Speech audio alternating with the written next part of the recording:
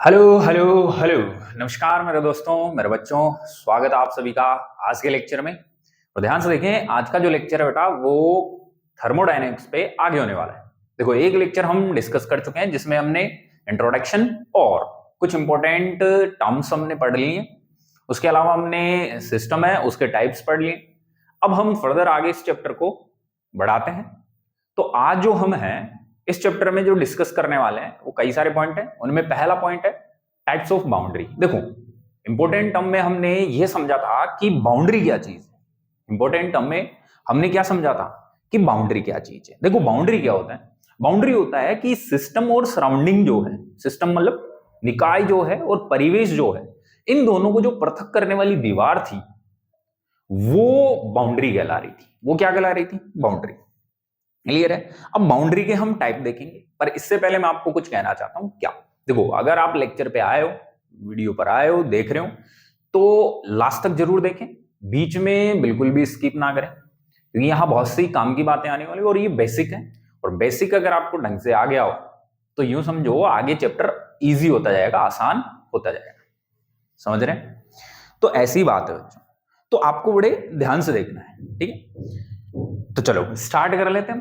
तो सभी आ जाएं, बैठ जाएं और देखते रहें। देखो, टाइप्स ऑफ बाउंड्री की बात करते हैं। तो बाउंड्री की डेफिनेशन हम पढ़ चुके हैं, अब हम टाइप्स देखते हैं। तो बाउंड्री जो है वो बेसिकली दो टाइप की है। वैसे तो कई टाइप की है, पर हम बेसिकली जो यहां पढ़ने वाले हैं वो कितने टाइप के पढ़ने वाले हैं? दो टाइप की।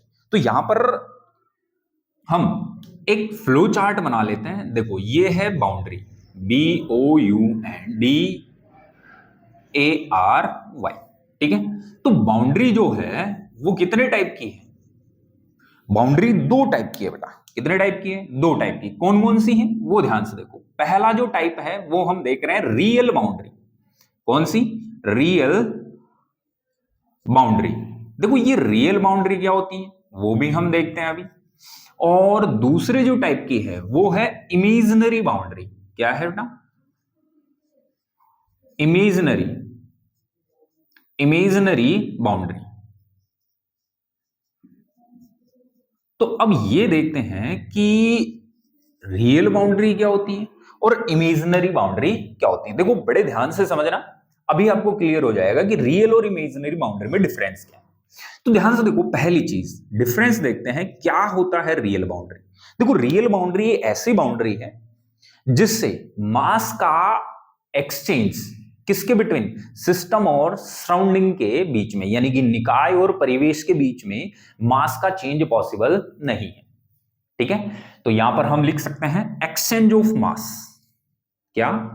Exchange of mass, exchange of mass between between system and surrounding, between system and surrounding is not possible.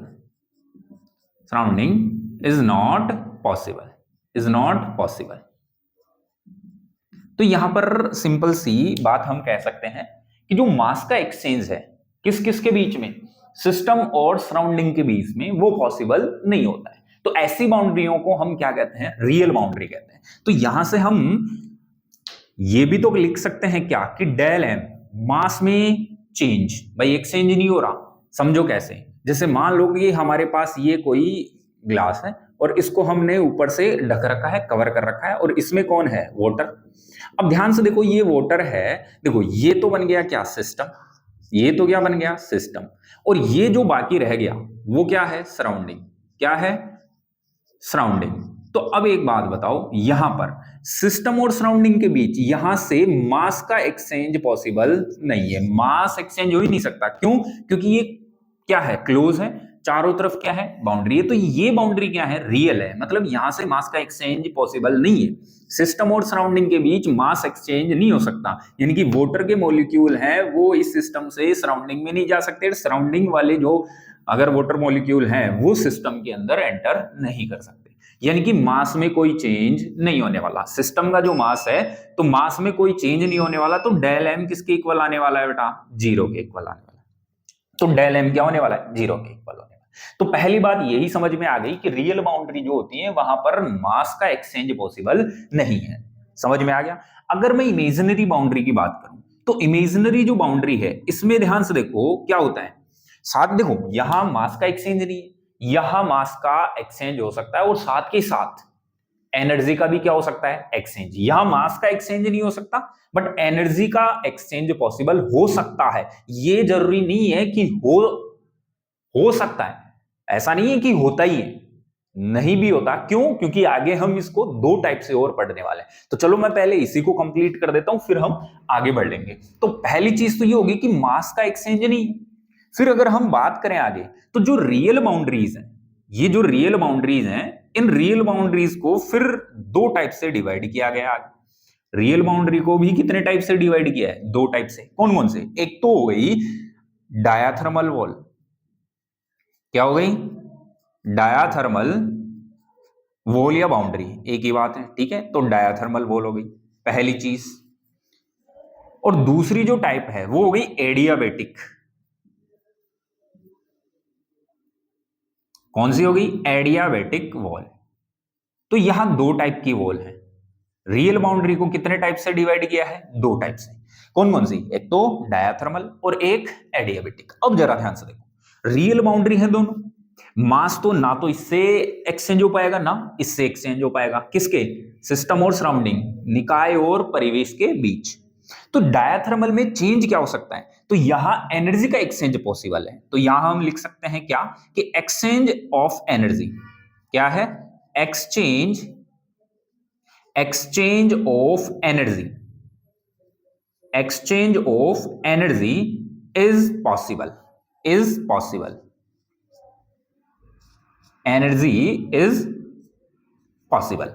तो exchange of energy is possible, यानी कि ऊर्जा का जो आदान प्रदान है वो क्या है? पॉसिबल। किसके बीच में? सिस्टम और सराउंडिंग के बीच में। पहली चीज हो गई। यहीं से क्या मैं ये भी लिख सकता हूं क्या कि डेली भाई एनर्जी का जब एक्सचेंज हो गया, देखो यहां से सराउंडिंग और सिस्टम के बीच मास तो चेंज नहीं होगा बट हो सकता है कि इस वॉल के थ्रू एनर्जी का क्या हो जाए? एक्सचेंज हो जाए। यानी कि एनर्जी में क्या आएगा? कोई ना कोई चेंज आएगा। यहां मास में कोई चेंज नहीं आ रहा क्योंकि मास का आदान प्रदान नहीं हो रहा, एक्सचेंज नहीं हो रहा। तो यहां एनर्जी का क्या हो सकता है? एक्सचेंज हो सकता है। सिंपल सी बात समझ में आ गई। जैसे मान लो कि आपने एक कंटेनर ले रखा है, उसको ढक रखा है और आपने स्टोव जला रखा है। तो स्टोव जब हम जला देंगे, मतलब इसको हीट देंगे, तो पानी तो गर्म हो सकता है ना। तो किससे गई है एनर्जी? किससे ट्रांसफर हुई एनर्जी? वॉल से ही तो ट्रांसफर हुई, वाटर के पास। तो यहां एनर्जी का एक्सचेंज पॉसिबल है। यहां एनर्जी का क्या है? एक्सचेंज पॉसिबल है। तो हम यूं कह सकते हैं कि डेली ये 0 के इक्वल नहीं होने वाला, यानी कि एनर्जी में चेंज आ सकता है। सिस्टम की एनर्जी बढ़ सकती है, घट सकती है। समझ में आ गई। तो एनर्जी का एक्सचेंज पॉसिबल है कौन सी वॉल से? डायाथर्मल वॉल से। मास का एक्सचेंज तो पॉसिबल है नहीं, इससे भी और उससे भी। अच्छा, अगली बात है फिर एडियाबेटिक कौन सी होती है? तो जो एक्सचेंज ऑफ एनर्जी है, exchange of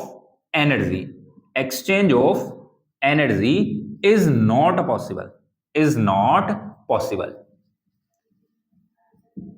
ठीक है, यहां पर एनर्जी का एक्सचेंज पॉसिबल नहीं है। समझो कैसे कि देखो अगर एनर्जी एक्सचेंज हो रही है सराउंडिंग और सिस्टम के बीच, तो ये वॉल कैसी होगी? ये जो बाउंड्री है वो कैसी होगी? डायाथर्मल।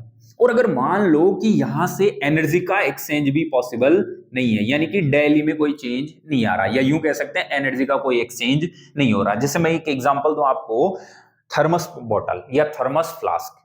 तो थर्मस आपने देखी है, क्या होता है उसमें हम जो पानी डालते हैं, गर्म हो चाहे ठंडा, वो उसमें गर्म ही रहता है या ठंडा रहता है एक लिमिटेड टाइम के लिए। मैं ये नहीं कह रहा कि एक बार अगर उसमें गर्म पानी डाल दिया या गर्म कोई भी वस्तु डाल दी तो वो लाइफ टाइम गर्म ही रहेगी, नहीं। क्योंकि एडियाबेटिक, या यूं कह सकते हैं एडियाबेटिक जो सिस्टम है, ठीक है, या एडियाबेटिक जो वॉल है, वो एक्चुअल में कुछ टाइम के लिए हम बना सकते हैं, लाइफ टाइम के लिए ऐसा पॉसिबल नहीं है। तो एडियाबेटिक वॉल जो होती है वहां से एनर्जी का एक्सचेंज नहीं होगा पर लिमिटेड टाइम के लिए। अगर आपने जैसे गर्म चाय थर्मस बोतल में डाल दी और आप कहोगे 10 साल बाद आके मैं तो पीऊंगा, गर्म ही रहेगी, पॉसिबल नहीं है। तो एक लिमिटेड टाइम के लिए, तो यहां से एनर्जी का एक्सचेंज हम नहीं मान रहे। तो एक बात बताओ, यहां से डेली एनर्जी में चेंज क्या होने वाला है? 0। एनर्जी में चेंज क्या होने वाला है, जीरो। यहां एनर्जी में चेंज जीरो नहीं होने वाला। मास में चेंज, तो ध्यान से देखो यहां भी मास में चेंज जीरो होगा, मास का कोई यहां से एक्सचेंज नहीं होने वाला, दोनों ही बाउंड्री से। बात समझ में आ गई होगी, यहां तक की चीजें क्लियर। तो ये तो हो गई बेटा कौन सी बाउंड्री, रियल बाउंड्री। ये कौन सी हो गई, रियल बाउंड्री। अब हम चलते हैं किस पे, अब हम चलते हैं इमेजिनरी बाउंड्री पे। किस पे चलते हैं, इमेजिनरी बाउंड्री। इमेजिनरी, अच्छा रियल बाउंड्री को हिंदी भी वाले बच्चे ध्यान से देखो, इन्हें कहते हैं वास्तविक परिसीमा। क्या कहते हैं, वास्तविक परिसीमा या सीमा, वास्तविक सीमा, ठीक है। और इसे इमेजिनरी को हम कहते हैं काल्पनिक। क्या कहते हैं, काल्पनिक बाउंड्री। तो काल्पनिक परिसीमा या सीमा, तो ये काल्पनिक सीमा है और ये क्या है, रियल वास्तविक सीमा है, ठीक है। और बाउंड्री को सीमा कहते हैं, ठीक। अब हम ये पढ़ते हैं कि इमेजिनरी बाउंड्री क्या है। तो इमेजिनरी बाउंड्री ऐसी बाउंड्री होती है, ऐसी सीमा होती है जिससे मास का भी एक्सचेंज हो सकता है और एनर्जी का एक्सचेंज भी हो सकता है। किस किस के बीटवीन, सिस्टम और सराउंडिंग, निकाय और परिवेश के मध्य। तो यहां हम लिख सकते हैं द चेंज ऑफ या exchange, the exchange of energy and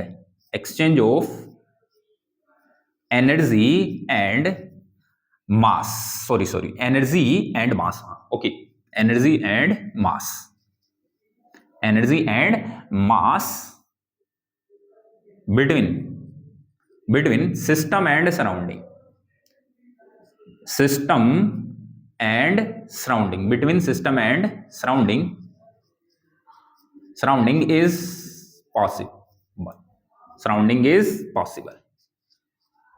तो यहां पर ध्यान से देखो, यहां एनर्जी का भी एक्सचेंज हो सकता है और मास का भी एक्सचेंज हो सकता है। किस किस के बीच में, सिस्टम और सराउंडिंग, यानी कि निकाय और परिवेश के बीच में, दोनों का एक्सचेंज क्या है, पॉसिबल है। तो क्या हम यहां ये लिख सकते हैं कि मास में जो चेंज है वो क्या जीरो के इक्वल आएगा, तो हम कह सकते हैं कि नहीं। क्यों, क्योंकि यहां मास का क्या हो सकता है, एक्सचेंज। क्लियर, तो ये एक चीज। दूसरा, क्या हम एनर्जी का जो चेंज है वो जीरो लिख सकते हैं, नहीं। क्यों, क्योंकि यहां एनर्जी का भी क्या होता है, एक्सचेंज। तो एनर्जी भी क्या होती है, चेंज हो सकती है, बढ़ सकती है या घट सकती है। अब आपको मैं ये समझाता हूं कि इमेजिनरी बाउंड्री कैसे, काल्पनिक बाउंड्री कैसे। जरा एक बात बताओ, जैसे मान लो ये आपने एक कोई ग्लास ले रखा है और इसको आपने एक कमरे में रख रखा है। किसमें रख रखा है, कमरे में। और ऊपर से ये क्या है, खुला है, आपने ढका नहीं। और इसमें क्या भर रखा है बेटा, पानी, ऐसे समझो, वाटर भर रखा है।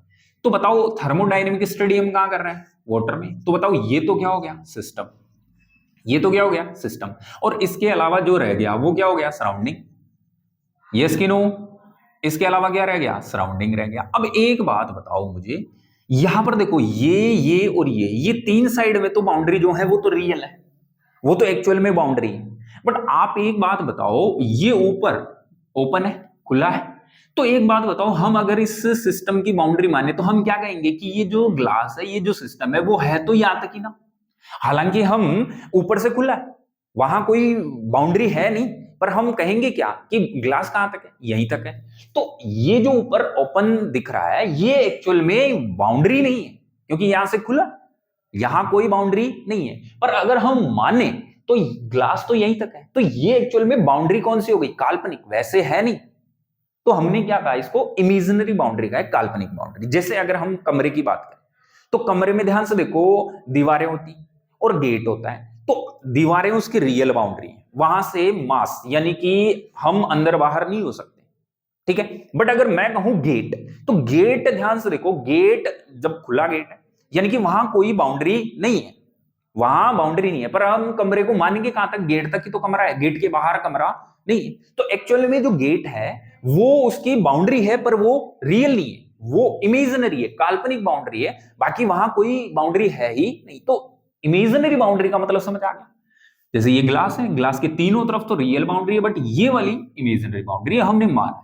तो अब खुला है, तो एक बात बताओ, यहां से पानी का एक्सचेंज हो सकता है, मतलब वेपर के फॉर्म में कहां जा सकता है, सराउंडिंग में जा सकता है। और साथ में यहीं से क्या हो सकता है, एनर्जी का भी एक्सचेंज हो सकता है, ठीक है, तो दोनों का क्या हो रहा है, एक्सचेंज हो रहा है, किसके बिटवीन, सराउंडिंग और सिस्टम के बिटवीन। तो ये हमारे पास दो टाइप की जो बाउंड्री है वो क्या होती है, कंप्लीट। क्लियर, तो ये तो हमें इस चैप्टर में क्या करना है, स्टडी करना है अच्छे तरीके से। क्लियर है। इसके अलावा अगर हम बात करें तो बाउंड्री और भी हो सकती है, जैसे रिजिड बाउंड्री, सख्त बाउंड्री, फ्लेक्सिबल, लचीली बाउंड्री। जैसे बलून देखा है, गुब्बारा जिसे आप हिंदी में कहते हैं, तो जो बलून होता है उस बलून की बाउंड्री देखो, उसमें भी क्या है, दीवार तो है बट वो फ्लेक्सिबल है। जैसे ही हम उसमें हवा क्या करते हैं, पंप करते हैं, तो देखो उसकी बाउंड्री क्या हो सकती है, फैल सकती है। हवा अगर कम कर दें, एयर अगर बाहर निकाल दें, तो उसकी बाउंड्री क्या हो सकती है, सिक्योर। तो ऐसी बाउंड्री को हम क्या कहते हैं, फ्लेक्सिबल बाउंड्री कहते हैं, लचीली बाउंड्री कहते हैं। बातें समझ आ रही है। तो बाउंड्री तो और भी कई टाइप की होती है बट उनको हम इस चैप्टर में डिटेल से डिस्कस नहीं करेंगे, बट मैं बता देता हूं कि जैसे फ्लेक्सिबल बाउंड्री है, लचीली जो सीमा है वो क्या है, जैसे बलून की सीमा, तो फ्लेक्सिबल बाउंड्री है। क्लियर। दूसरा अगर हम बात करें तो रिजिड बाउंड्री, सख्त कह सकते हैं, जैसे कमरा है, कमरे की दीवारें हैं वो रिजिड है, वॉल्यूम हम बढ़ा नहीं सकते, हवा भरने के बाद भी उसका वॉल्यूम नहीं बढ़ेगा, घटा भी नहीं सकते, तो वो रिजिड बाउंड्री है। तो ऐसे बाउंड्री और भी कई टाइप की हो सकती है। तो बातें समझ आ रही हैं आप। तो ये हम पढ़ चुके हैं टाइप्स ऑफ बाउंड्री। तो ये बाउंड्री के जो टाइप थे वो हमने डिटेल से देखे, ढंग से आप इनको देखें कि डायाथर्मल बाउंड्री वॉल क्या होती है, एडियाबेटिक वॉल क्या होती है, इसमें क्या हो सकता है क्या नहीं हो सकता, रियल बाउंड्री क्या होती है, इमेजिनरी बाउंड्री क्या होती है, ये सब क्लियर है। तो ये टाइप्स ऑफ बाउंड्री कंप्लीट होती है। जल्दी से स्क्रीनशॉट मारो, फिर हम आगे बढ़ते हैं। ओके, तो चलो, तो ये अपना कंप्लीट हो गया टाइप्स ऑफ बाउंड्री। क्लियर, मैं मिटा देता हूं। अब जो आगे हम पढ़ने वाले हैं, अगला जो पॉइंट हम पढ़ने वाले हैं वो है वेरिएबल्स ऑफ स्टेट, अवस्था के चर जिन्हें हम कहते हैं वेरिएबल्स ऑफ स्टेट, या स्टेट वेरिएबल्स कह सकते हैं। डायरेक्ट हम क्या कह सकते हैं, स्टेट वेरिएबल्स, अवस्था के चर। अब ये होते क्या हैं एक्चुअल में, अवस्था के चर क्या हैं, किन्हें कहते हैं, वो ध्यान से सुनो। तो देखो, कोई भी जो सिस्टम है, कोई भी जो निकाय है, उसकी जो स्टेट है, उसकी जो अवस्था है, उसके बारे में जानकारी देने वाली जितने भी प्रॉपर्टीज हैं, गुण हैं, उनको हम कहते हैं स्टेट वेरिएबल्स, अवस्था के चर। तो हम देखते हैं स्टेट वेरिएबल्स। ठीक है, तो अब देखो स्टेट वेरिएबल्स, स्टेट वेरिएबल्स, अवस्था के चर, अवस्था के चर। वेरिएबल्स का मतलब क्या होता है, चर। ठीक है, और स्टेट मतलब अवस्था। तो अब हम ये चेक करते हैं कि स्टेट वेरिएबल्स क्या होते हैं। तो अभी मैंने कहा कि आपके पास अगर कोई भी सिस्टम है, उसके बारे में जानकारी देने वाले जो गुण हैं, यानी कि किसी सिस्टम, किसी निकाय की संपूर्ण जानकारी देने वाले जो गुण हैं, उन्हीं को हम उस निकाय के अवस्था की क्या कहते हैं, चर कहते हैं। जैसे एक एग्जांपल समझो, जैसे मैं आपको मेरा खुद का एग्जांपल लेके समझो। जैसे अगर मैं अगर खुद को एक सिस्टम मानूं और अगर आपको मेरे बारे में जानकारी प्राप्त करनी है कि मैं कैसा हूं, रिच हूं, पुअर हूं, क्या स्टेटस है मेरा, तो मेरे स्टेट के बारे में, मेरी अवस्था के बारे में अगर जानना है, तो देखो आपको कई सारे गुण देखने पड़ेंगे। क्या, कि मैं किस तरीके से बोलता हूं, ठीक है, मैं आउटफिट यानी कि मेरे कपड़े कैसे हैं, मैं कैसे रहता हूं, ठीक है, मेरे पास गाड़ी है कि नहीं है, मेरे पास घर है कि नहीं है। तो ये सब चीजें देखोगे, उसके बाद कहोगे कि यार वाकई में ये रिच है। ठीक है, सही है। काफी सारे आपको प्रॉपर्टीज हैं वो देखनी पड़ेगी, मेरा बैकग्राउंड भी देखना पड़ेगा, घर, सब कुछ देखनी पड़ेगी, और फिर फाइनली हम कहेंगे कि ये वाकई में एक अमीर आदमी है। सही। तो ये जितने भी गुण हैं, मेरा रहने का तरीका, पहनावा मेरा, ठीक है, गाड़ी है कि नहीं है, ये सारे जो गुण हैं वो मेरे क्या है, स्टेट वेरिएबल्स हैं, अवस्था के क्या है, चर हैं, जो मेरे बारे में सब कुछ बयां करेंगे। सही बात है कि नहीं। क्लियर। ऐसे ही जो सिस्टम होते हैं उनके भी कई सारे ऐसी प्रॉपर्टीज होती हैं जो उसके बारे में क्या करती हैं, इंफॉर्मेशन देती हैं, या उसके बारे में सब कुछ अपने को बताती हैं। तो ऐसे जो प्रॉपर्टीज हैं, उन्हीं प्रॉपर्टीज को हम क्या कहते हैं, स्टेट वेरिएबल्स कहते हैं, अवस्था के चर कहते हैं। क्लियर। अब जरा समझो, मैं आपको कुछ यूं समझाऊं कि ये जो प्रॉपर्टीज हैं ये बहुत सारी हैं, आपको काफी सारी प्रॉपर्टीज क्या करनी है, देखनी पड़ेगी, बट ये प्रॉपर्टीज कहीं ना कहीं एक दूसरे पर क्या होती है, डिपेंडेंट होती है।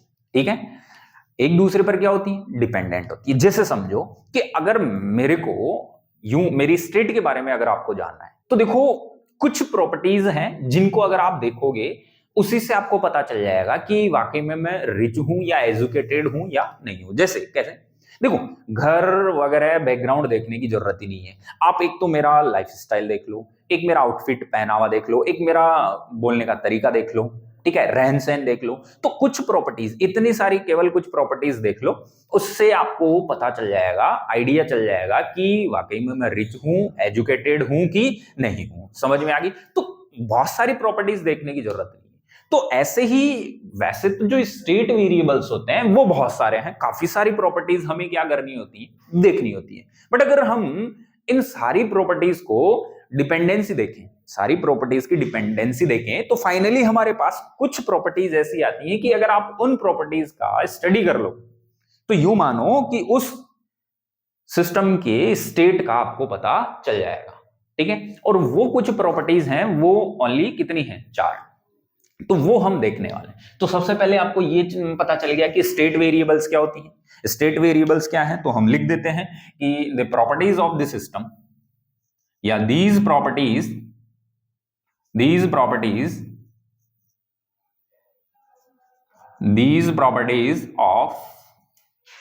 of a system, these properties of a system that gives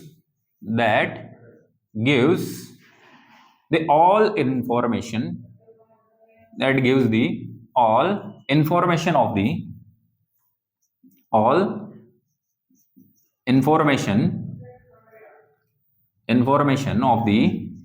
all information of the state of system, ठीक है। यानी कि समझो कि किसी निकाय के वे सभी गुण जो उसकी अवस्था की क्या करते हैं, जानकारी देते हैं, ठीक है। संपूर्ण जानकारी, ऑल इंफॉर्मेशन मतलब संपूर्ण जानकारी देंगे कि वो कौन सी स्टेट में है, क्या है, ठीक है। तो उन प्रॉपर्टीज को हम क्या कहते हैं, स्टेट वेरिएबल्स। ये डेफिनेशन हो गई, इसका कोई ज्यादा काम है नहीं, बस इतना समझना है कि जो किसी निकाय की सभी जो गुण जो उसकी अवस्था की क्या करते हैं, संपूर्ण जानकारी देते हैं, वो क्या कहलाते हैं, स्टेट वेरिएबल्स कहलाते हैं। अब एग्जांपल देखें कैसे, जैसे प्रेशर हुआ, क्या हुआ, प्रेशर, ठीक है, जिसे हम पी से डिनोट करेंगे। ऐसे ही वॉल्यूम हुआ, क्या हुआ, वॉल्यूम, ठीक है, जिसे हम वी से डिनोट करेंगे। ऐसे ही टेम्परेचर हुआ, टेम्परेचर जिसे हम टी से डिनोट करेंगे। ऐसे ही अमाउंट ऑफ सबस्टांस हुआ, क्या हुआ, अमाउंट ऑफ सबस्टांस, जिसे हम एन मोल से डिनोट करेंगे, ठीक है। इसके अलावा इंटरनल एनर्जी हुई, क्या हुई, इंटरनल एनर्जी, ठीक है। इसके अलावा और भी बात करें तो एंथैल्पी हुई, क्या हुई, एंथैल्पी हुई। इसके अलावा और भी बात करें तो एंट्रोपी हुई, ईटीसी गिव्स फ्री एनर्जी हुई। तो ऐसे बहुत सारी प्रॉपर्टीज हैं जिनको हमें देखना होगा, तब जाकर के किसी सिस्टम की स्टेट के बारे में हम जानकारी ले पाएंगे। तो इतने बहुत सारे और भी हैं, ईटीसी मतलब इत्यादि। तो बहुत सारे ऐसी प्रॉपर्टीज हैं जिन्हें हमें जानना जरूरी है अगर हमें किसी निकाय की अवस्था के बारे में जानकारी प्राप्त करनी है, ठीक। बट यहां पर ध्यान से देखो, मैंने अभी एक एग्जांपल दिया कि इतने सारी प्रॉपर्टीज देखने की जरूरत नहीं है। अगर आप कुछ ऐसी प्रॉपर्टीज हैं जिनको अगर आप स्टडी कर लेते हो तो उस सिस्टम की सारी इंफॉर्मेशन आपको मिल जाएगी। तो यहां हम लिख सकते हैं कि these properties dependent on each other, यानी कि ये एक दूसरे पर क्या होती हैं, डिपेंडेंट होती हैं। तो यहां पर ध्यान से देखो, काम की बात ये है कि these properties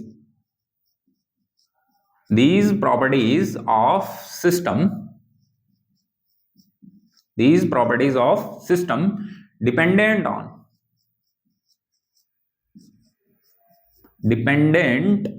on each other, ठीक है, each other। so बेसिकली 4 जो वेरिएबल्स हैं ठीक है, या 4 जो प्रॉपर्टीज हैं वो ही क्या है, सफिशियंट है। ठीक है, सो स्टेट वेरिएबल कितने हैं? स्टेट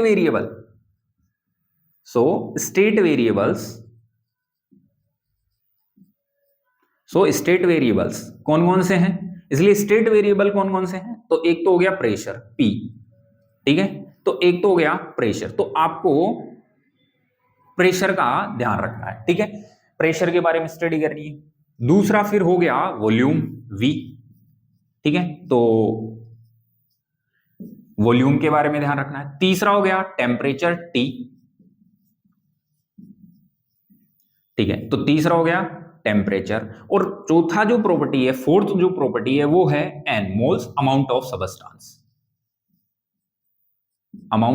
सबस्टांस, ठीक है। तो ये 4 जो प्रॉपर्टीज हैं, बस आप इनका क्या कर लें, स्टडी कर लें, तो आपको किसी सिस्टम, निकाय की जो अवस्था है, स्टेट है, उसकी सारी जानकारी आपको मिल सकती है। जैसे मैंने एग्जाम्पल दिया कि अगर मेरे बारे में जानना है, एजुकेटेड हैं या फिर मैं रिच हूं कि नहीं हूं, तो इसके लिए आपको मेरा बैकग्राउंड, घर देखने की जरूरत नहीं है। आप मेरा लाइफ स्टाइल देखें, बोलने का तरीका देखें, रहने का तरीका देखें, अपने आप आपको पता चल जाएगा कि मेरी स्टेट क्या है। तो ये सारी जो प्रॉपर्टी हैं वो एक दूसरे पर डिपेंड करती हैं, इसलिए कुछ प्रॉपर्टीज आपको पढ़नी है, बाकी सब कुछ आपको पता चल जाएगा। क्लियर है कि?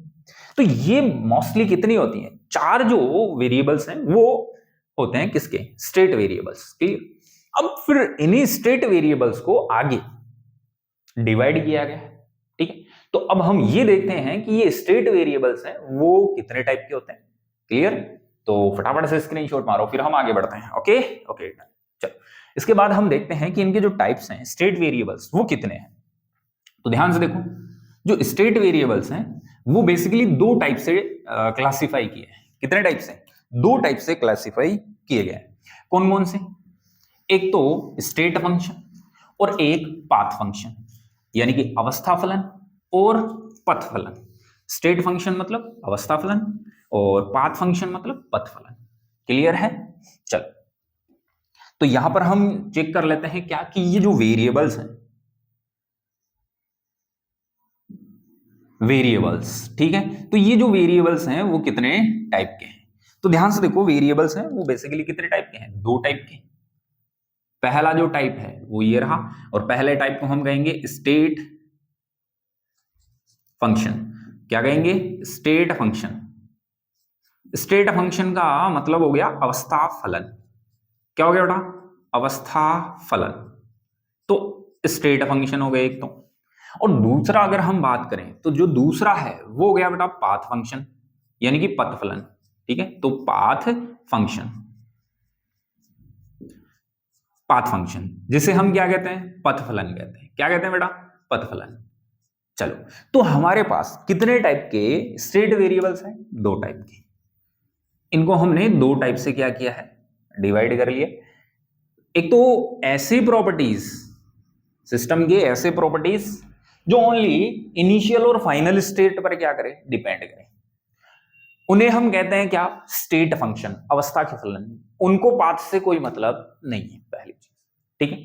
दूसरा पाथ फंक्शन, कि ऐसे प्रॉपर्टीज या ऐसे वेरिएबल, स्टेट वेरिएबल्स, जो किस पर डिपेंड करे? जो चेंज हो रहा है थर्मोडायनेमिक या अवस्था में जो परिवर्तन आ रहा है, स्टेट में चेंज आ रहा है, उसका पाथ क्या है, कैसे हुआ वो चेंज, उस पाथ पर क्या करते हैं? डिपेंड करते हैं। तो वो क्या होते हैं? पाथ फंक्शन होते हैं। समझ में आ गई होगी इतनी सी बात कि स्टेट फंक्शन क्या होता है। तो हम बात कर लेते हैं the properties of system. The properties of system, the properties of system that depends on that depends on the initial and depends on the initial and final state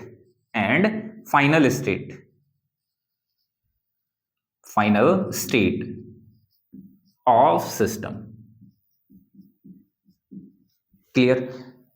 of system. ठीक है, तो पहली बात तो ये हो गई कि ऐसी प्रॉपर्टीज, सिस्टम की ऐसी प्रॉपर्टीज जो डिपेंड करती है, निर्भर करती है, इनिशियल बोले तो प्रारंभिक, इनिशियल बोले तो प्रारंभिक, और फाइनल बोले तो बेटा अंतिम। ठीक है, क्या? अंतिम। अंतिम जो अवस्था है उस पर डिपेंड करे कि शुरू में क्या था और फाइनल स्टेट में क्या है। तो ऐसी प्रॉपर्टीज जो इनिशियल और फाइनल स्टेट पर डिपेंड करे कि यहां से यहां ये गया कैसे, इस पर डिपेंड नहीं करे, यानी कि पाथ से कोई मतलब नहीं है, पहले क्या था बाद में क्या है, बस इतना ध्यान रखें। क्लियर? तो ऐसे प्रॉपर्टीज को हम क्या कहते हैं? स्टेट फंक्शन कहते हैं।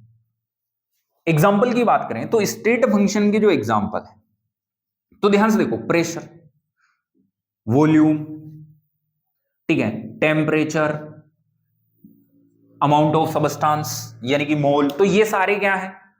स्टेट फंक्शन है, अवस्था फलन है। इनको पाथ से कोई मतलब नहीं है, इनको केवल स्टेट से मतलब है कि पहले प्रेशर क्या था, बाद में प्रेशर क्या है, कैसे चेंज हुआ है कोई मतलब नहीं है, पहले क्या है बाद में क्या है, बस उस पर डिपेंड कर रहा है। तो ये तो हो गया अवस्था फलन। इसके अलावा ऑल चेंजेस, ऑल चेंजेस यानी कि सभी परिवर्तन, परिवर्तन यानी कि डेल, डेल कह सकते हैं। तो सभी जो परिवर्तन है, सभी जो परिवर्तन है वो सारे कैसे हैं? बताओ, स्टेट फंक्शन है। कैसे? जैसे एग्जांपल की बात कर लेते हैं, ऑल चेंजेस में एग्जांपल की बात कर लेते हैं। पहली चीज ऑल चेंजेस में पहला, जैसे चेंज इन इंटरनल एनर्जी, ठीक है, या change in enthalpy, change in entropy, change in gives free energy. तो यहां हम लिख सकते हैं चेंज इन इंटरनल एनर्जी, आंतरिक ऊर्जा कहते हैं, इंटरनल एनर्जी। ठीक है, तो change in internal energy, internal energy को हम डिनोट करते हैं यू से, चेंज मतलब डेल, या इंटरनल एनर्जी को हम डिनोट करते हैं किससे? ई से, चेंज आया तो डेल। तो जो ये डेलियो या डेली है, आंतरिक ऊर्जा में जो परिवर्तन है, इंटरनल एनर्जी में जो चेंज हो रहा है, तो चेंज आ गया कि नहीं आ गया? तो ये क्या होता है? अवस्था फलन। चेंज मतलब क्या होता है? चेंज मतलब फाइनल माइनस इनिशियल, अंत में क्या है, पहले क्या है, घटा दो। ठीक है, जैसे शुरू में टेम्परेचर 20 था, बाद में 40 हो गया, तो चेंज इन टेम्परेचर क्या आया? 20। कैसे निकाला? फाइनल 40 था, शुरू में 20 था, तो आपने यही तो देखा कि अंत में क्या है, शुरू में क्या है, कैसे चेंज हुआ, इससे कोई मतलब नहीं। ऐसे ही आंतरिक ऊर्जा पहले क्या थी, बाद में क्या है, तो चेंज क्या है? अंतिम माइनस प्रारंभिक, फाइनल माइनस इनिशियल, ये हो गया। ऐसे ही अगर हम बात करें change in entropy, change in entropy, entropy को हम डिनोट करते हैं किससे? एस से, और चेंज क्या हो गया? Del S. क्लियर? तो चेंज इन एंट्रोपी क्या हो गया? ये हो गया। ऐसे ही चेंज इन एंथैल्पी भी लिख सकते हैं। ठीक है, यहां पे मैं लिख देता हूं चेंज इन एंथैल्पी, और एंथैल्पी को हम किससे डिनोट करते हैं? एच से, तो ये हो गया डेल एच। तो change in enthalpy del H भी क्या है? स्टेट फंक्शन है, अवस्था फलन है, जो कि अवस्था पर डिपेंड करेंगे, फाइनल माइनस इनिशियल पर डिपेंड करेंगे। बात समझ में आ गई क्या? तो ऐसे प्रॉपर्टीज को हम क्या कहते हैं बेटा? स्टेट फंक्शन कहते हैं। बढ़िया, मस्त, झकास। चल आगे देखते हैं पाथ फंक्शन क्या होता है। तो ऐसी प्रॉपर्टीज सिस्टम की जो स्टेट पर डिपेंड नहीं करती, उसको पाथ से मतलब होता है कि शुरू से लास्ट में गया, एक स्टेट से दूसरी स्टेट में गया, गया तो कैसे गया, वो डिपेंड कर मतलब ऐसी प्रॉपर्टीज जो इस पाथ पर डिपेंड करती है वो क्या होती है? पथफलन, स्टेट फंक्शन। तो हम लिख सकते हैं कि the properties of system, the properties of system that, the properties of system that depends on, that depends on the path, depends on the path of thermodynamic change, ठीक है, या then the depends on the path of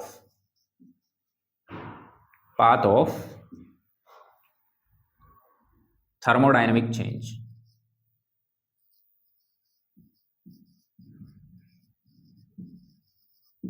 thermodynamic change.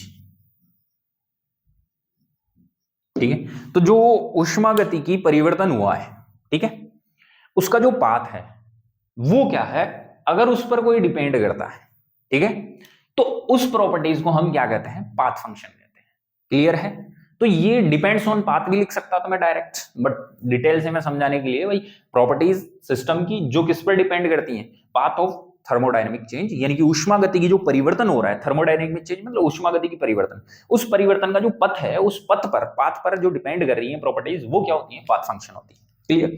अगर मैं example की बात करूं तो example में क्या आएगा, तो एग्जाम्पल में जैसे हुआ वर्क, क्या हुआ, वर्क, कार्य, ठीक है, एनर्जी, एनर्जी, ठीक है, इसके अलावा हीट,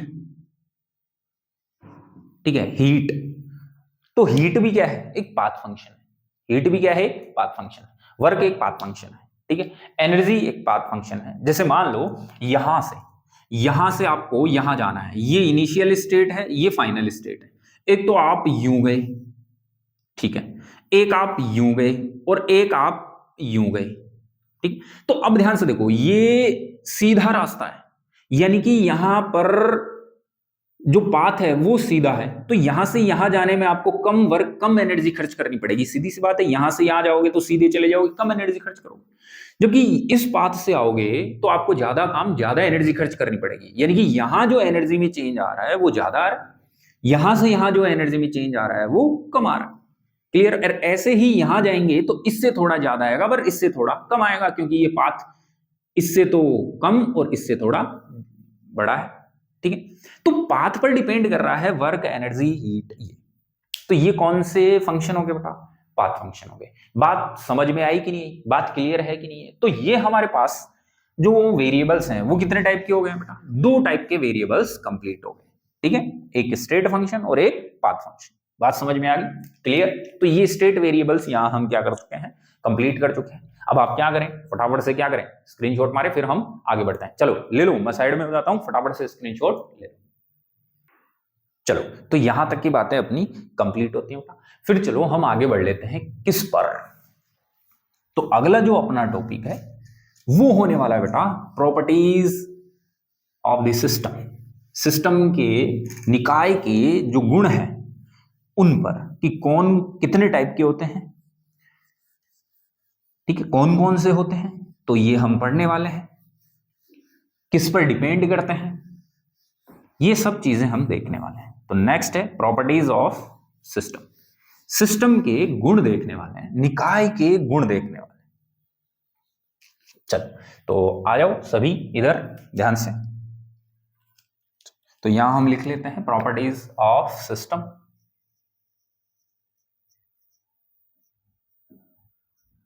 प्रॉपर्टीज ऑफ सिस्टम, ठीक है, निकाय के गुण। तो निकाय के गुण देखने, लिख देता हूं निकाय के गुण, निकाय के गुण, ठीक है। चलो अब देखो, हमने ये देखा कि जो निकाय है उसके पास बहुत सारे क्या है, प्रॉपर्टीज हैं, गुण हैं, जो कि हमने देखा, प्रेशर, वॉल्यूम वगैरह खूब सारे। इनको भी दो टाइप से डिवाइड किया है, क्लासिफाई किया है, ठीक है। तो यहां पर अगर हम बात करें तो प्रॉपर्टीज जो हैं, क्या है, प्रॉपर्टीज, वो कितने टाइप की हैं, दो टाइप से। जो प्रॉपर्टीज हैं, जो गुण हैं, ठीक है, वो कितने टाइप से डिवाइड किए गए हैं, दो टाइप से डिवाइड किए गए हैं। कौन कौन से, तो ध्यान से देखो, पहला जो है वो हो गया बेटा इंटेंसिव प्रॉपर्टी। कौन सा हो गया, इंटेंसिव प्रॉपर्टी, ठीक है, या इंटेंसिव प्रॉपर्टीज, जिसे हिंदी में कहते हैं गहन गुण, गहन गुण, ठीक है। तो एक तो गहन गुण हो गए, और दूसरा जो टाइप है वो है बेटा एक्सटेंसिव प्रॉपर्टी। कौन सा है, एक्सटेंसिव प्रॉपर्टी। एक्सटेंसिव प्रॉपर्टी जिसे हम कहते हैं विस्तीर्ण या विस्तृत गुण। क्या कहते हैं, विस्तीर्ण या विस्तृत गुण, या विस्तृत गुण। चलो, तो हमारे पास कितने टाइप की प्रॉपर्टीज आ गई, दो टाइप की हमारे पास प्रॉपर्टीज आ गई, एक इंटेंसिव और एक एक्सटेंसिव। चलो क्लियर।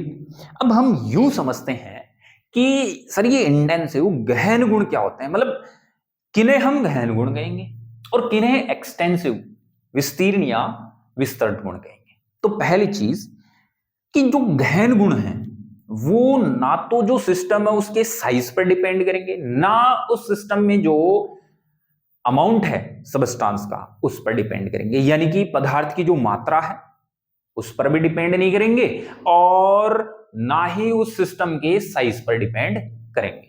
तो ऐसे गुणों को हम क्या कहते हैं?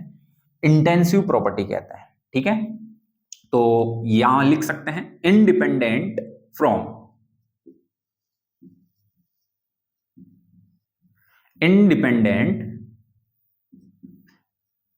फ्रॉम पहली चीज size of system, size of system, तो सिस्टम का जो साइज है, ठीक है, उससे क्या हो? इंडिपेंडेंट हो। और दूसरा amount of substance in system. ठीक है, तो दूसरा हो गया अमाउंट ऑफ सबस्टांस,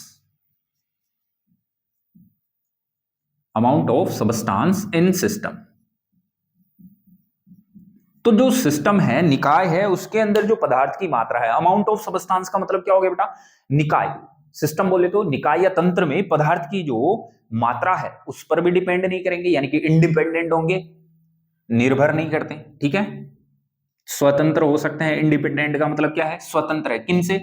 साइज से। सिस्टम जो है, निकाय जो है, उसकी साइज क्या है उससे इसको कोई लेना देना नहीं है, और ना ही उस सिस्टम में कितना अमाउंट है, ठीक है, इसका सबस्टांस का, उससे कोई मतलब है। क्लियर? जैसे कि एग्जांपल की बात करें, तो एग्जांपल की बात करें तो जरा ध्यान से देखना इसके एग्जांपल कौन कौन से हैं। जैसे प्रेशर, प्रेशर पी।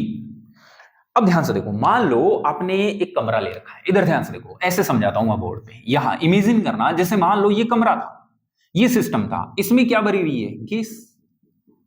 अब ये जो गैस है वो यहां से गति करेगी, ठीक है, मोशन करेगी, मूवमेंट करेगी, और इस पात्र की दीवार से टकराएगी। टकराएगी तो बताओ यहां क्या एक्सर्ट करेगी? प्रेशर। भाई एक बात बताओ, अगर मैं इतने एरिया पर मैं हाथ से क्या करूं? फोर्स लगाऊं। क्या लगाऊं? फोर्स। तो पर यूनिट एरिया पे फोर्स, या यूं कह सकते हैं फोर्स पर यूनिट एरिया, यानी कि इकाई क्षेत्रफल पर लगाया जाने वाला जो बल है वो क्या कहलाता है? दाब। तो देखो गैस का पार्टिकल भी क्या करेगा? इस एरिया पर आकर टकराएगा। टकराएगा तो इस पर्टिकुलर एरिया पर, पर्टिकुलर क्षेत्रफल पर इसने क्या लगाया?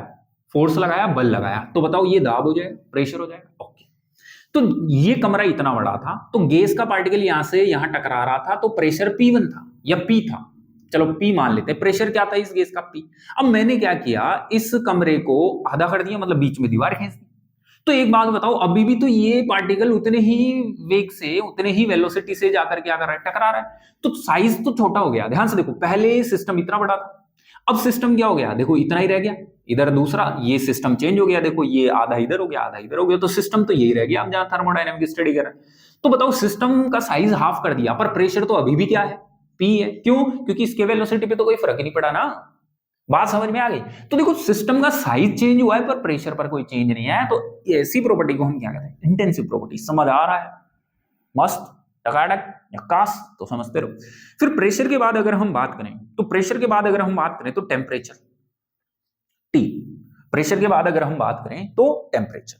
तो देखो टेम्परेचर भी बेटा इंडिपेंडेंट है। एक बात बताओ, जैसे ये कमरा है, ये कमरा था, इसमें गैस का टेम्परेचर यहां 30 डिग्री था, यहां भी कितना था? 30 डिग्री कमरे का टेम्परेचर। मैंने यहां दीवार खींच दी, तो दीवार खींचने से कोई इधर 40 नहीं हो जाएगा और इधर 20 नहीं हो जाएगा, अभी भी एयर तो वही है, तो अभी भी कितना है? 30। अभी भी कितना है? 30। सिस्टम का साइज तो छोटा हो गया, सिस्टम का साइज तो छोटा हो गया, पर ध्यान से देखो यहां टेम्परेचर में कोई इफेक्ट नहीं आया। तो ये हो गया, ठीक, क्लियर है? तो प्रेशर हुआ, टेम्परेचर हुआ। उसके बाद अगर हम बात करें तो सरफेस टेंशन, सरफेस टेंशन, पृष्ठ तनाव। सरफेस टेंशन का मतलब हो गया पृष्ठ तनाव।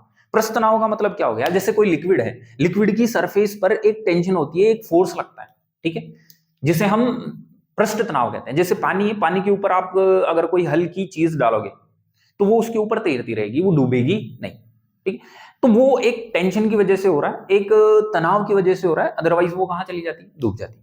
तो सरफेस टेंशन जो है वो भी क्या है? एक इंटेंसिव प्रॉपर्टी। कैसे? जैसे देखो पानी 1 लीटर लो चाहे 100 लीटर, उसकी सरफेस पर टेंशन तो क्या रहेगा, सेम। क्यों रहेगा वो भी समझो। जैसे मान लो आपने पानी ये भर रखा है, तो सरफेस टेंशन वजह क्या है, एक वाटर मॉलिक्यूल दूसरे वाटर मॉलिक्यूल से क्या रहता है, अट्रैक्ट। और वाटर मॉलिक्यूल जो है H2O, ठीक है, इनके बीच में क्या होता है, हाइड्रोजन बॉन्डिंग होती है दूसरे और H2O मॉलिक्यूल के साथ। तो ये जो सरफेस वाली मॉलिक्यूल है वो आपस में क्या करके रखते हैं, अट्रैक्शन। अब वाटर है तो चाहे 1 लीटर लो तो बॉन्डिंग तो H बॉन्डिंग होगी, उतना ही स्ट्रेंथ वहां लगेगा। और 1000 लीटर लोगे तो भी H बॉन्डिंग तो सेम ही रहेगी वाटर के मॉलिक्यूल में। तो यहां जो स्ट्रॉन्ग है बॉन्ड, उतना ही स्ट्रॉन्ग 1000 लीटर वाले में भी होगा। तो सरफेस टेंशन जो है वो अमाउंट पर डिपेंड नहीं कर रही, आप 1 लीटर लो चाहे 1000 लीटर लो, कोई फर्क नहीं पड़ेगा। इसके अलावा विस्कोसिटी, विस्कोसिटी का मतलब क्या हो गया, शांता। शांता सीधे वर्डों में हम गाढ़ापन ले सकते हैं, ठीक है, गाढ़ापन। जैसे शहद है, एक पानी है, तो शहद की शांता क्या है, ज्यादा, पानी की शांता क्या है, कम।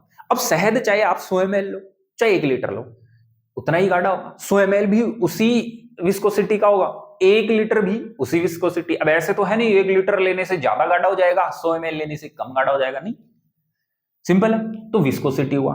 इसके अलावा रिफ्रैक्टिव इंडेक्स हो गया। रिफ्रैक्टिव इंडेक्स, अच्छा ये रिफ्रैक्टिव इंडेक्स क्या होता है, हिंदी में मैं लिख सकता हूं इसको अपवर्तनांक। क्या हो गया बेटा, ये अपवर्तनांक हो गया, क्लियर। चलो तो ये क्या हो गया, अपवर्तनांक। तो रिफ्रैक्टिव इंडेक्स अपवर्तनांक। अपवर्तनांक क्या होता है समझो। अपवर्तन क्या होता है, जब कोई लाइट या जब कोई यूं कह सकते हैं किरण एक माध्यम से दूसरे माध्यम, एक मीडियम से दूसरे मीडियम में जाएगी। जैसे लाइट है, प्रकाश कहां से आ रही है, एयर से, पानी के अंदर जाएगी तो वो अपना पाथ चेंज कर लेती है, ठीक है, पाथ क्या कर ली, चेंज। इसी को हम कहते हैं अपवर्तन, ठीक है, रिफ्रैक्शन।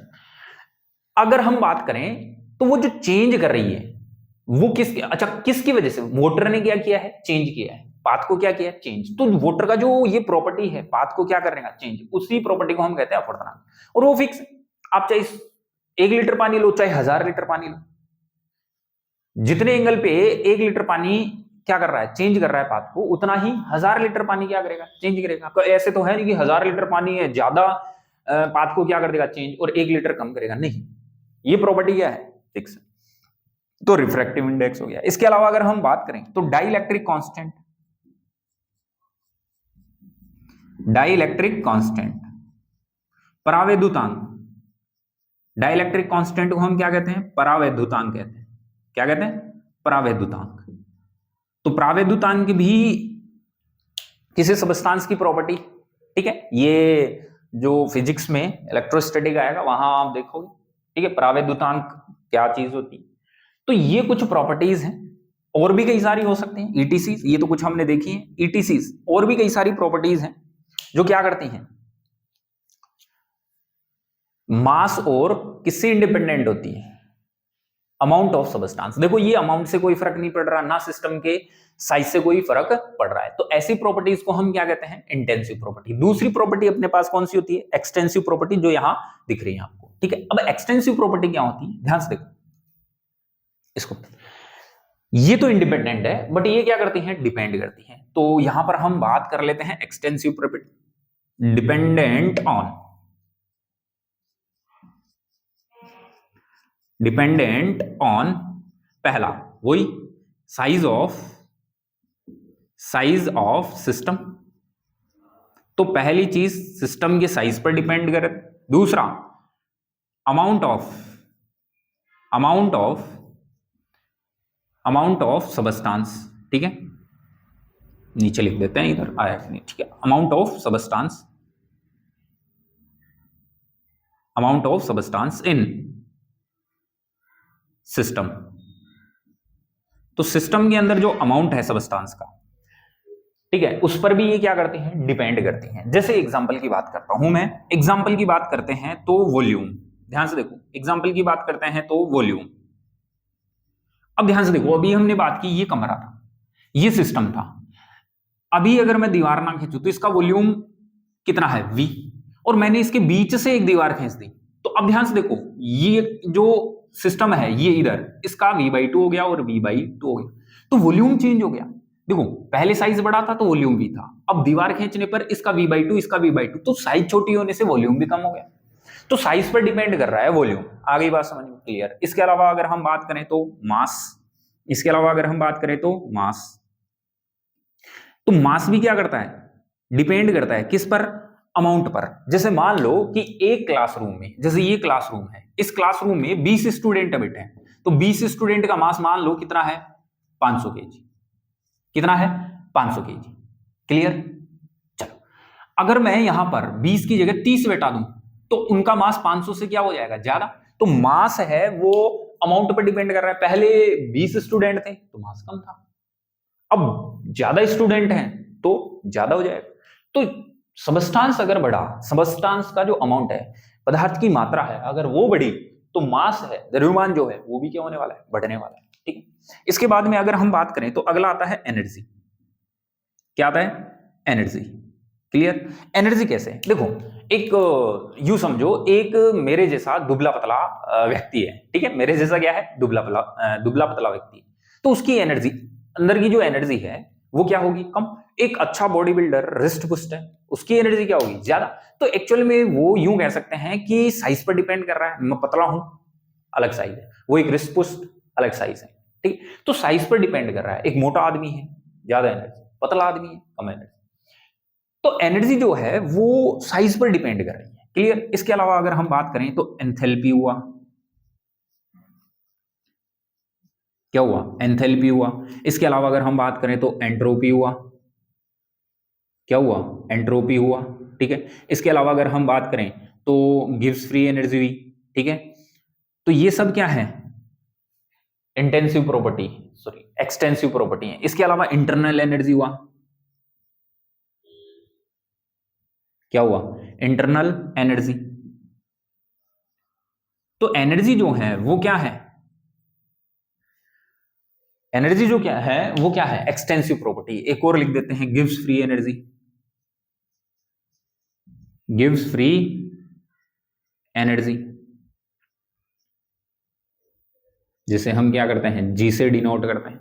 तो ये सब क्या है, एक्सटेंसिव प्रॉपर्टी है। ये सब क्या है, एक्सटेंसिव प्रॉपर्टी।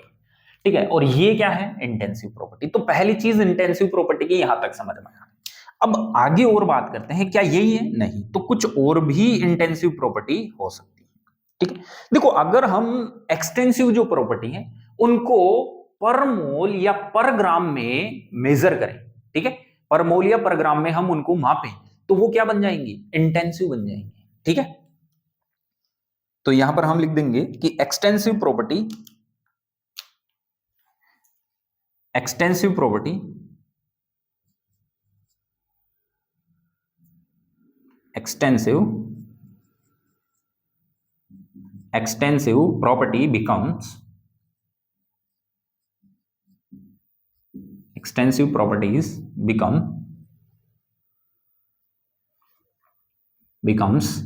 intensive,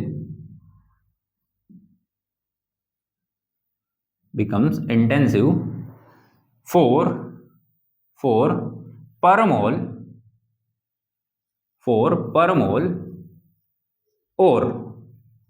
और पर ग्राम। या तो पर मोल में हम क्या कर लें, मेजर कर लें, या पर ग्राम में।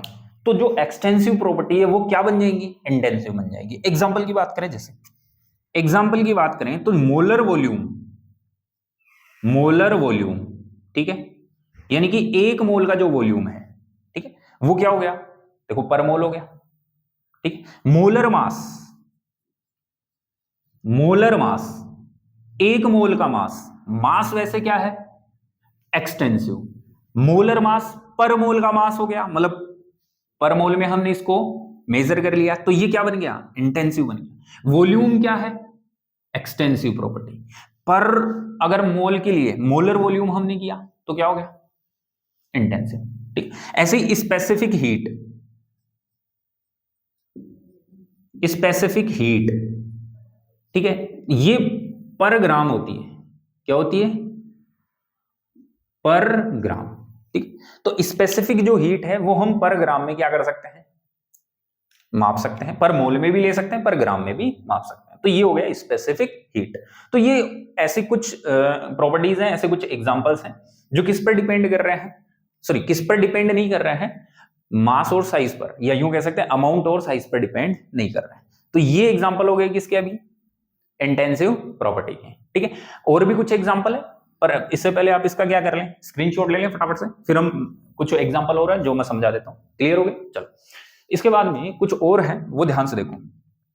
तो यहां तो मैं मिटा देता हूं इनको, ये तो कंप्लीट हो ही गया। चलो इसके बाद में अगर मान लो, अगर दो एक्सटेंसिव प्रॉपर्टीज का हम क्या कर लें, रेशियो ले लें, क्या कर लें, रेशियो, रेशियो का मतलब अनुपात ले लें, तो वो भी क्या बन जाएगा, इंटेंसिव, ठीक है। तो ध्यान से देखो, the ratio of two extensive properties, the ratio of two extensive property, extensive property, the ratio of two extensive properties या property becomes intensive,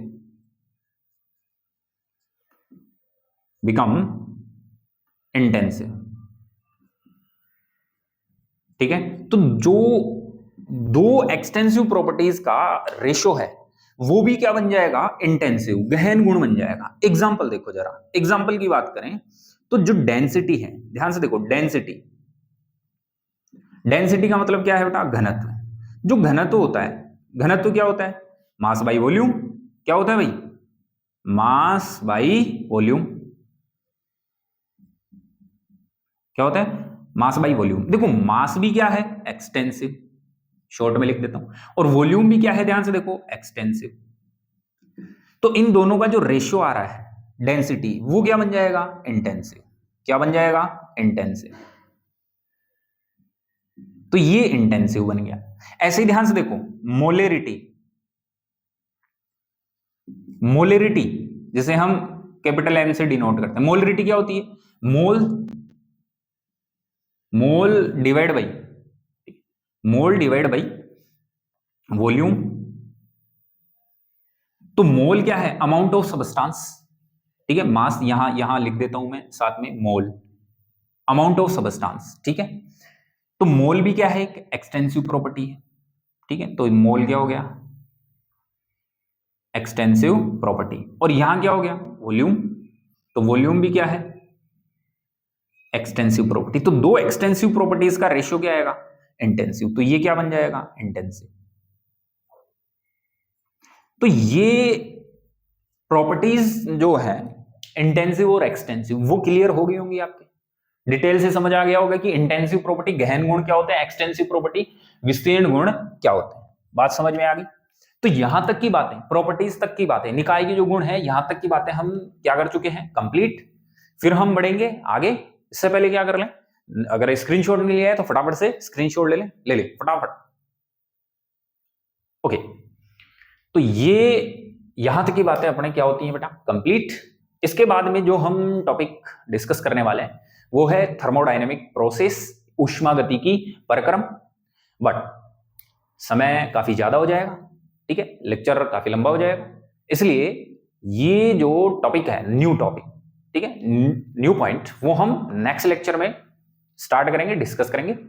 तो यहां तक की बातें आप डिटेल से पढ़ें, जितने भी क्वेश्चन हैं वो आप यहां सोल्व करें। बाकी क्वेश्चन प्रैक्टिस में मैं इनके सभी के क्वेश्चन कराने वाला हूं, ठीक है। बाकी अपने क्लासमेट्स जितने भी लोग हैं आसपास, उनको आप सजेस्ट कर सकते हैं, उनको बता सकते हैं कि ये एक अच्छा प्लेटफॉर्म है जहां पर आपको बढ़िया कंटेंट, बढ़िया एक्सप्लेनेशन दिया जा रहा है, और वो भी without cost, free of cost कह सकते हैं, फ्री में आप इसको पढ़ सकते हैं, ठीक है। इसलिए ज्यादा से ज्यादा शेयर, सब्सक्राइब, लाइक ये करें और तहलका मचा दें आसपास में, सभी दोस्तों को बताएं, क्लासमेट को बताएं, रिलेटिव्स को बताएं, ठीक है। बाकी मस्त रहें, खुश रहें, और इतना समय देने के लिए आप सभी को बहुत बहुत धन्यवाद। फिर मिलते हैं हम नेक्स्ट लेक्चर में, तब तक के लिए खुश रहें, मस्त रहें, टेक केयर बच्चों, बाय बच्चों।